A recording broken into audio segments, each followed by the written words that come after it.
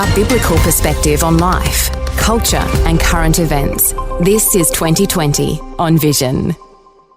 But let's welcome our first panel as we get things underway. Let me just say a special welcome to, first of all, Bill Muehlenberg, who's a regular at this time slot each Friday. Bill, welcome to you. All right, I'm here. Can you hear me? I can. George Christensen in North Queensland in Mackay, welcome along. Thank you very much. Great to be here with all of you legends.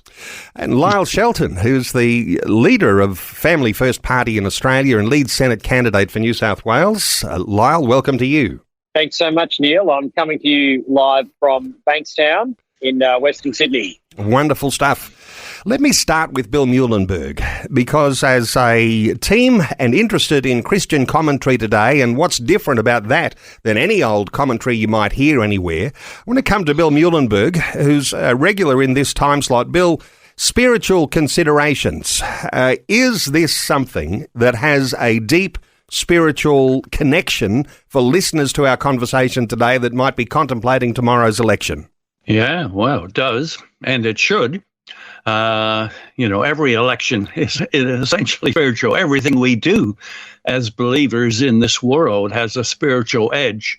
So to just take it as another thing that you just do once every few years without much thought, certainly without much prayer, will be a mistake. We need to treat this as importantly as it is. And as you said, the outcome of this election will be quite significant. Sure, we say this with every election, but I think as things are polarizing more and more, it's not so much even left versus right. It's good versus evil, right? We're seeing that in America and what the election there last year was really all about. So Christians of all people should be taking this very seriously, prayerfully, carefully, and with God's grace, we may see some good outcomes. Let me just get a brief comment from our other panelists this morning. George Christensen, and in all of the hats that you wear, Citizen Go, and you're a councillor in Mackay, a former federal MP. When we talk about spiritual things, this is clearly not in the thinking of a typical MP who's representing us in Canberra. What are your thoughts here? Look, Bill's exactly right. There is a spiritual element to this. I mean, the most important issues for Christians, I believe, have got to be life, family, faith, and freedom. And, the litmus test is, where do these candidates and where do the parties stand on these matters? I mean, quite clearly we have seen the Albanese Labor government fail on all counts on life, family, freedom, and faith. The Liberal National Coalition, I've got to say, have got a few extra runs on the board, but that's not saying something. The hope this election, I believe, it lies in minor parties, particularly in the Senate, getting good people like one of the panellists here, Lyle Shelton from Family First, in there as sentinels in the Senate to stop bad laws. And that has to be the focus for Christians. I'll come back to get some more deeper insights from you on that. But Lyle Shelton, on this idea that there's a spirituality that's connected to an election campaign, a quick thought or two from you on that? Yeah, look, I can only agree with Bill and George. This is a battle of good versus evil. We are seeing our parliament a bastion for bad law, which brings harms to children, whether it's the gender fluid ideology, whether it's the increasing threats to freedom of religion, the threats to Christian schools. This has all been driven out of parliament by people. And I have to say, on both sides of politics, the Liberal Party offers no hope that this evil will be stopped, that freedoms will be restored. And this is a crucial election. And, there's a spiritual dimension behind it, but it needs good people to pray and to step up. And I guess that's what we're trying to do at Family First. We're trying to do our bit to address that.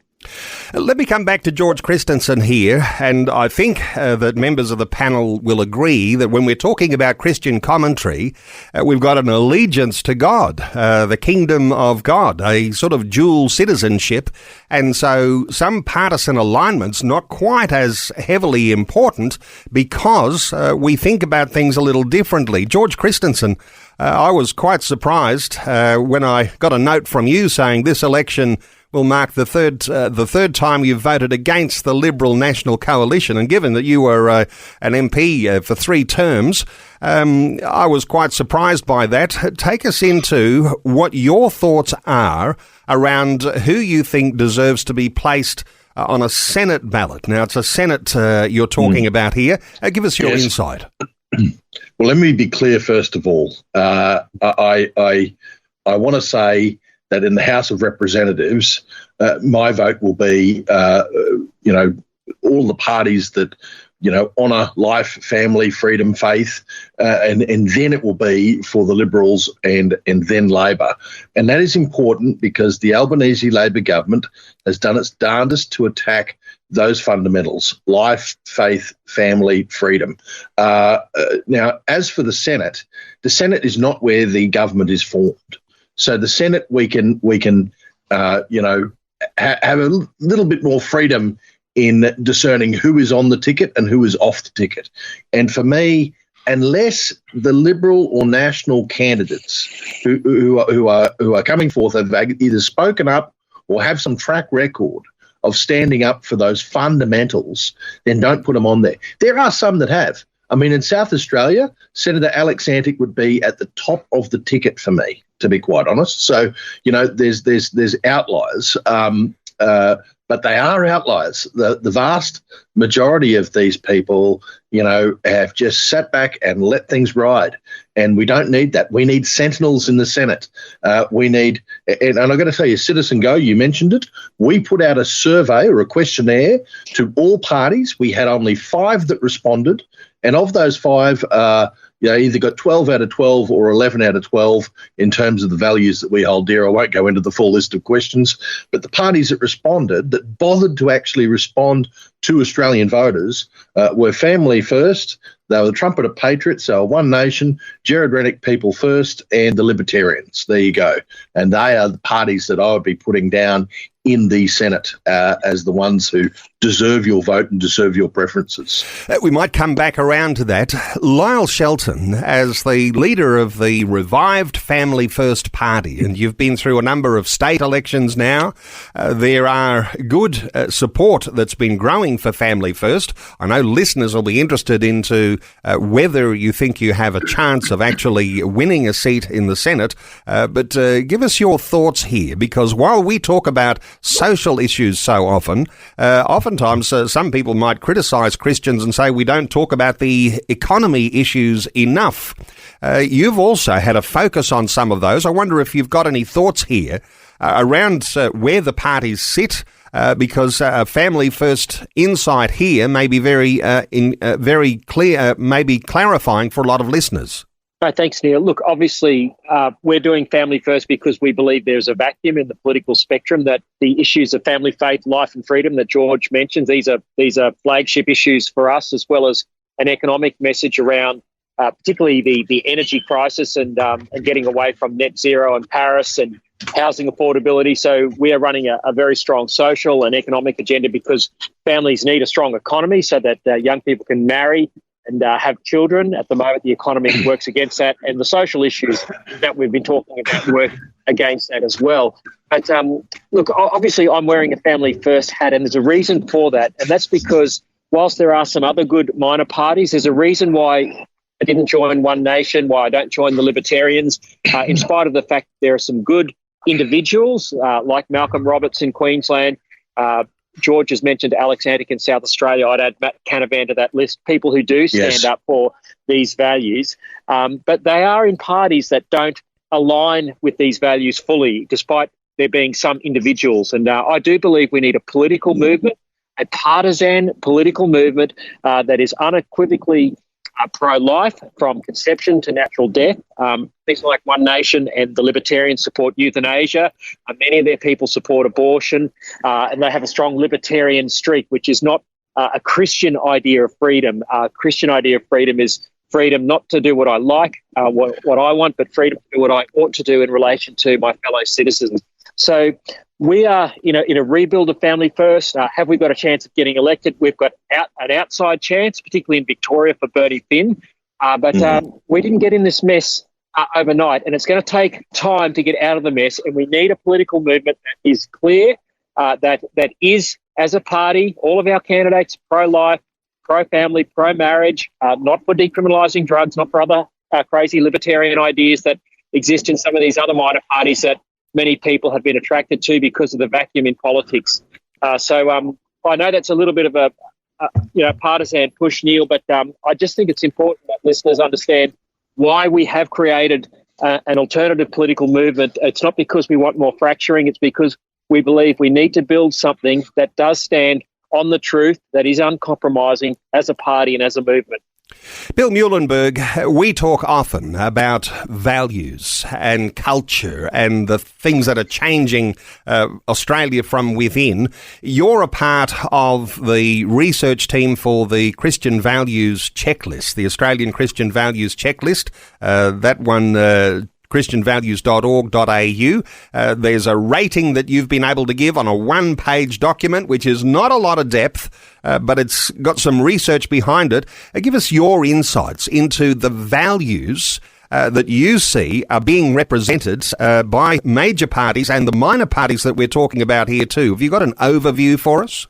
Yeah, we've already heard that the main parties are not running with the kinds of values that certainly Christians hold to, conservatives, perhaps the majority of Australians. It's the same old. We talk about a uni party. We talk about a lighter shade of pale, at least a lighter shade of Labor with the Libs. And, people are looking for something different. And, Lyle has spoken of the big picture, the long term, and that's exactly what we need. We can still say today we have effectively a two-party system, but look, by tomorrow night, a third of voters will be with Labor, a third with the coalition, and a third with the smaller parties and independents. That trend looks to continue. So if we don't get all the results we want this time around, and again, we do look at the big picture, the long term, that'll probably keep changing. Labor and Libs will become less and less of a real monolithic force, and these smaller parties and independents will have more and more of an influence. So let's keep in mind the long term, as the other side does. We tend to think, I voted, so I'm done for 4 years. No, we got to plug away and fight every day. And if the Lord should tarry, we might see some major changes on the electoral scene in the years ahead. George Christensen, there does appear to be a growing number of people who are either swinging voters or moving towards minor parties. Have you seen this over the years? Is there something significant about that's changing right now that listeners might be not aware of? Well, look, unless you are absolutely and utterly rusted on, I don't know that there's anyone that's ultimately impressed with the two offerings that we got on with the major parties this time round. So whoever wins, really, the result is going to be more a commentary on the other side and who was worse. And imagine that. That's the choice for your country. Who is the lesser of the two evils? That is not a good choice. And so that's why, Neil, we're increasingly seeing with each election more and more people voting outside the major parties. Now, it's spraying everywhere at the moment. I mean, obviously, from the left, they've got the choice of the Greens, they've got the choice of Teals, and others like that. But on the right, and this is the challenge that I have probably for my good friend Lyle and others, I think there needs to be some consolidation. And if we do not see minor parties on the right that hold the values that we're talking about, life, faith, family, freedom, if we do not see an increase in the dial then really there's got to be a coming together, because I did the math last election, Neil, and if every party that had that sort of support for those issues had preferenced each other, if every voter had preferenced every candidate, there would have been one senator from a party that is in common with our values that would have been elected in every state. Instead, we got hardly any. And so that's the problem, is the spraying of preferences left, right and centre. Lyle, Shelton, you've got a comment here on what George says, a coming together. I mean, there was a coming together. There was a convergence of Christian-based parties under the Australian Conservatives, and that all fell to pieces. The project you're on, Family First, is the only real response to that, isn't it?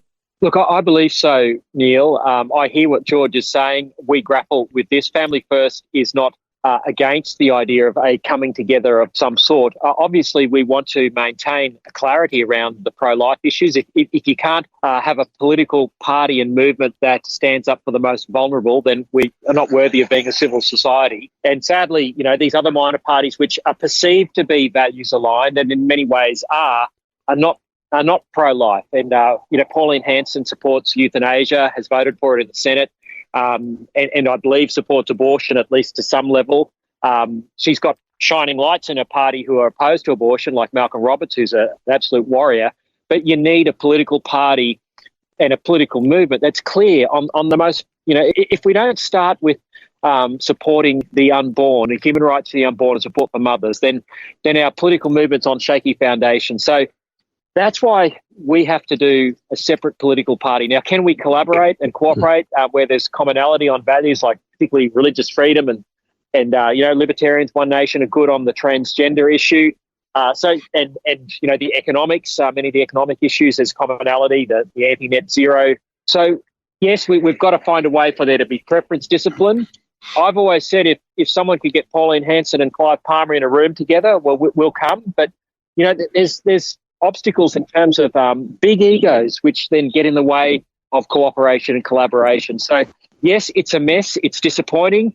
But we've all been driven to this by the failure of particularly the Liberal Party to stand up for our values. And so I think there's going to be dust in the air for a little while longer, and then I think there'll be a distilling.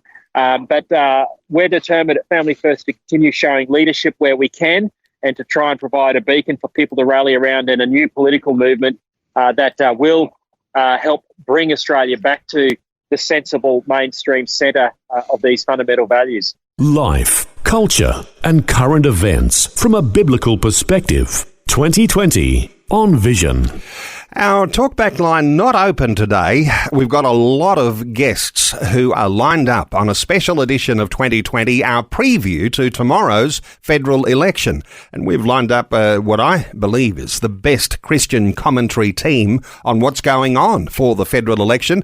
Three guests with us at the present: Bill Muehlenberg, George Christensen and Lyle Shelton.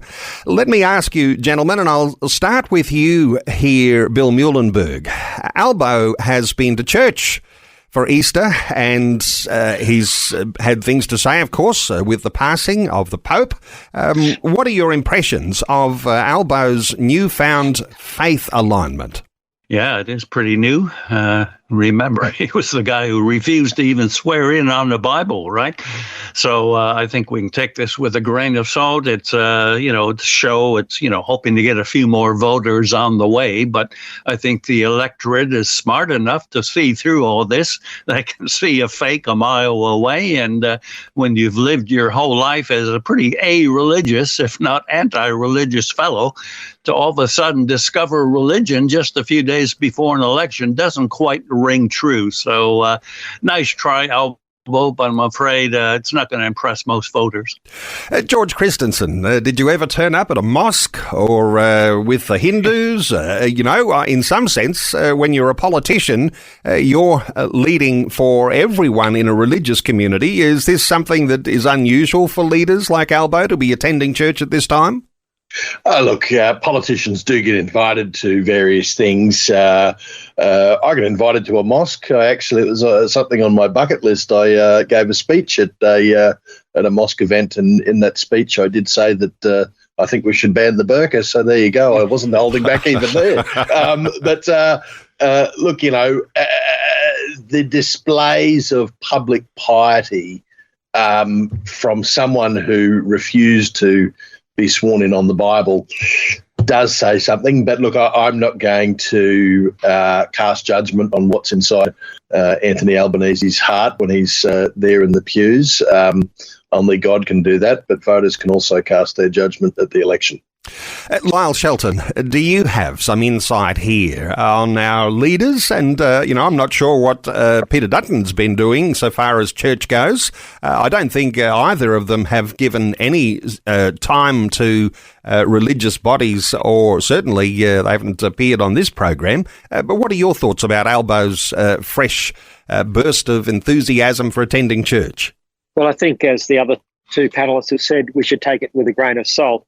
We know as Christians that faith and action must align. All of us are obviously imperfect, and we all need the Lord Jesus every day and to be humbly at the foot of his cross. But having said that, Albanese presides over a government that is supporting this gender fluid ideology and running obstruction to moves to investigate the child gender clinics, which are mutilating and sterilising children. It's a government that militantly supports abortion to birth. It's a government that came within a whisker of closing down Christian schools last year, and if Greens and Labor are returned, that legislation will be back. So, look, don't look at what Albanese does in terms of sitting in a pew. Look at what he does in the parliament. Back to George Christensen for a few moments, because I've ventured a very controversial thought in times past, wondering why the Catholic Church doesn't excommunicate leaders who hold such anti-Christian, anti-life perspectives. I wonder if you've got any thoughts here, George. I mean, I'm not taking us off topic here. Federal election is tomorrow, but churches, they tend not to discipline leaders who come out with things that are anti-Christian. Well, you're speaking my language now, Neil. I'm a Catholic. I'm not a Roman Catholic, though. I'm what they call an Anglo-Catholic, so of the Anglican high church variety. But I have a lot of affinity with the Roman Catholic faith as a result, and was a Roman Catholic, actually baptised. They should. The reality is they should. And in the United States, they do. Excommunication simply means you cannot partake in communion because you are in a state of sin that's basically extradited yourself from the church, excommunicated yourself. You are outside of the communion, and so you need to repent and then come back in. In the United States, there are bishops who have actually bravely and boldly said, I'm sorry that Nancy Pelosi, an ardent advocate of abortion and someone who has supported abortion laws, cannot partake in communion in our church. And, once upon a time, the Catholic Church, and even I could say the Protestant churches, had a spine like that where they would call out these grave public policy sins from the pulpit. They don't do that today. And more's the pity, because we need guidance from the churches. We really do. Well, let me bring it back to the federal election tomorrow, and Lyle Shelton, just to talk about some things again along the lines of where we're talking about economic issues. Nuclear power is on the agenda for the opposition. Peter Dutton is advocating for nuclear power. There are controversies over costings. Have you got some insight as to where the major parties may be strong or weak on this issue? And I'm not holding back here. You can actually say what your family first position might be as well. What about nuclear power for Australia? Well, Neil, we have to move in the direction of nuclear power at some point. That's family first view. I think Peter Dutton's view is confused and all over the place and half pregnant. And I think this is the reason he's going to lose the election tomorrow, because he's been unclear on this and so many other issues. He still talks about a place for renewables in the system. Why would you do that? Why do we need to keep building windmills and solar panels to try and introduce this unreliable expensive electricity into the grid? I mean, look at what happened in Spain and Portugal this week. The lights went out because of renewables.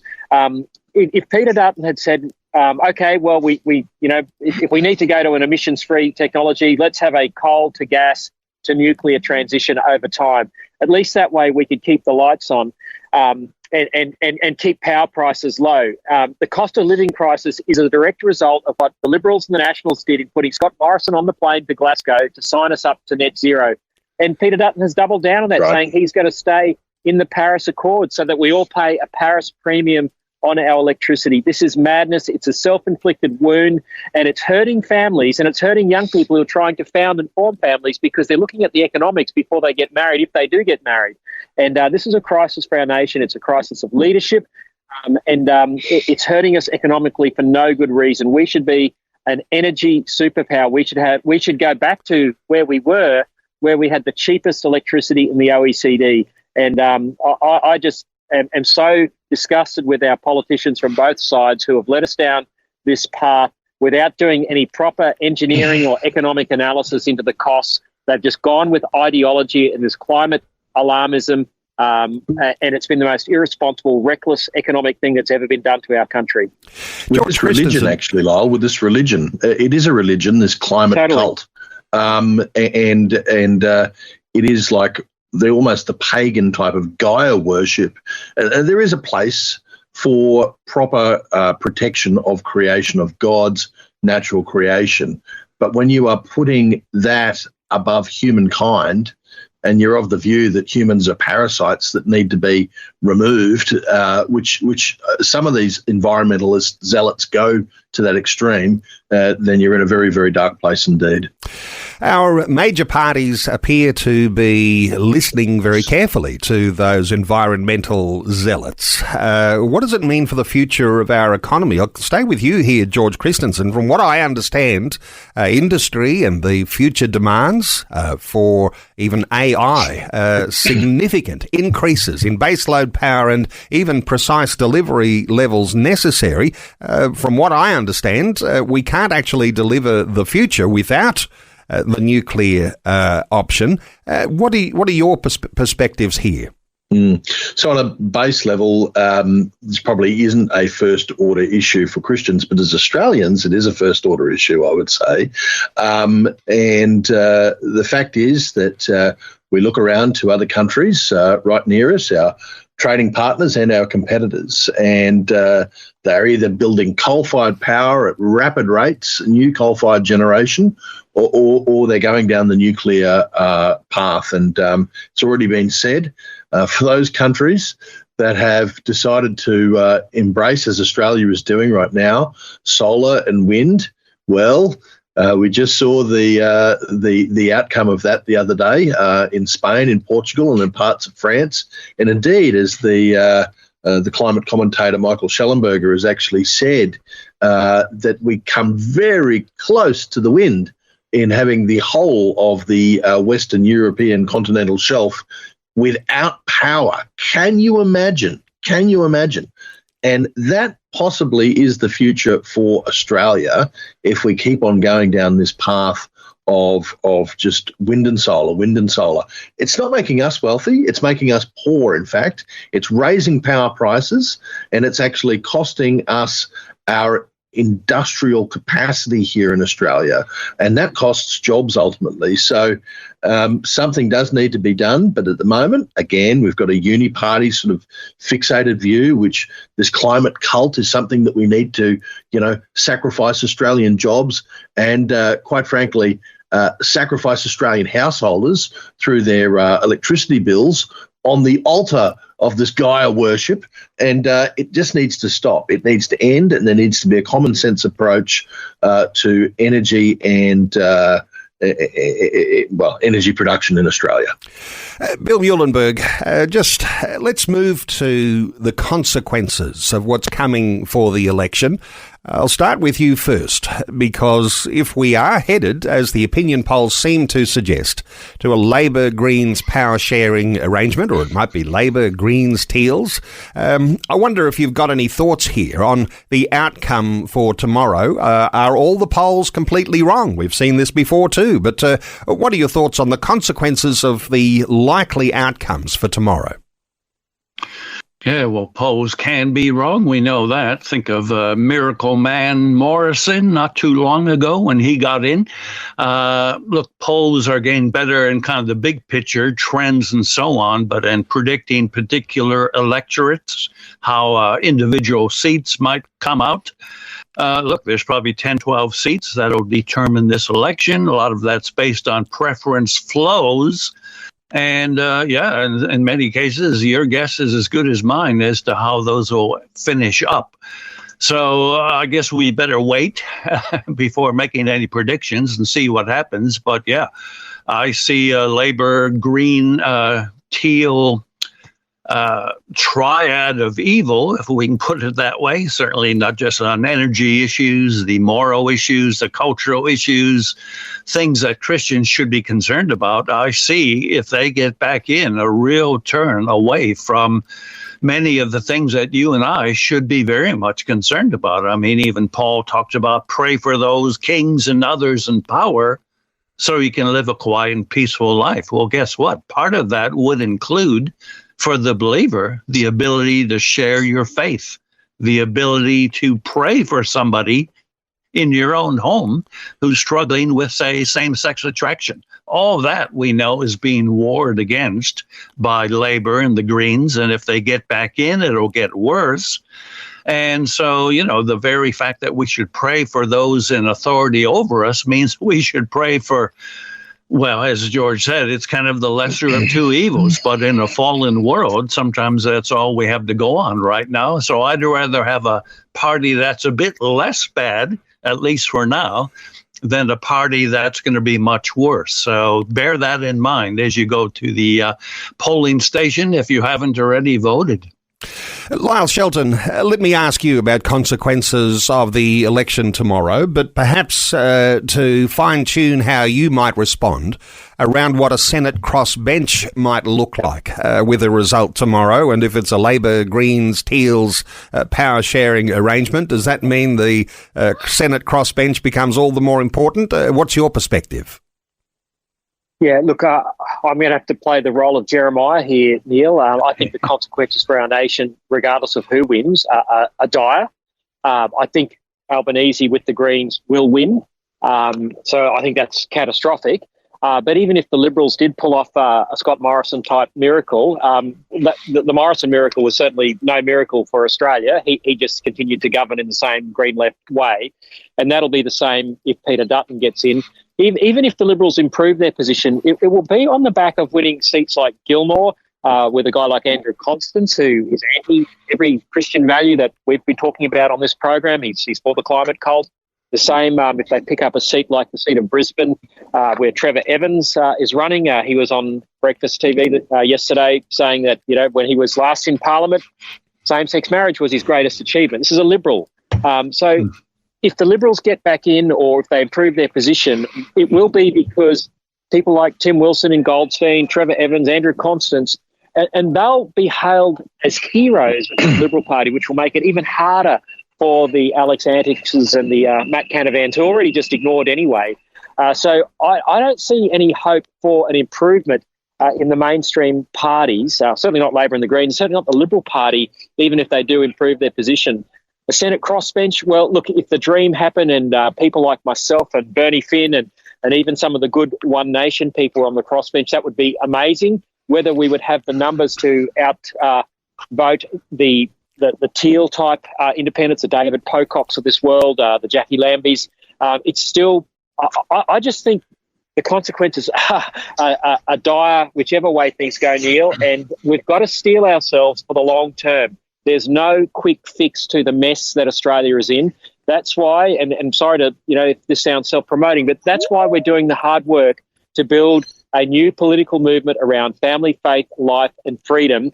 And we're here for the medium to long term. We think we can get medium-term success in the state parliaments if we don't achieve success tomorrow. But we're not going away, by God's grace. We've got to keep going for the long term because I don't think there's any short-term solution.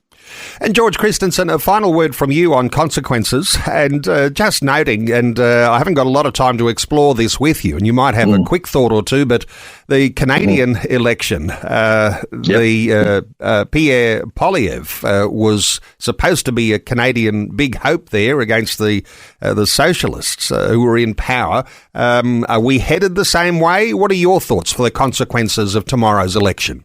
Well, you read my work, Neil, because I wrote about this earlier this week. Indeed, there are, I hope there's not parallels. I really do. But at the moment, there are parallels, and the parallels are that instead of presenting a clear conservative alternative to the current system, what happened in Canada is that the Conservatives there and Pierre Poilievre went to water. Became Liberal light. Liberal is their version of the Labor Party here in Australia, and everyone talks about the Liberals here being Labor light. So we're seeing polls after poll after poll saying that the Liberals and Nationals are going to lose this election, which was theirs for the taking.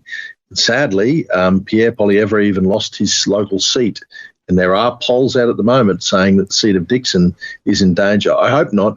Peter Dutton probably would have been a good Prime Minister. I'm not sure he is going to get there based on everything that I'm seeing. I hope I'm wrong, because we can't afford another 3 years of an Albanese Labor government. We just can't. Well, the best hope would have been the Liberals and Nationals with freedom parties that value freedom, life, faith and liberty, holding the balance of power in the Senate. That would be the best option tomorrow. Best outcomes. For resources for listeners, the Australian Christian Lobby has their australiavotes.org.au website. Most comprehensive of all of the resources you can access, australiavotes.org.au.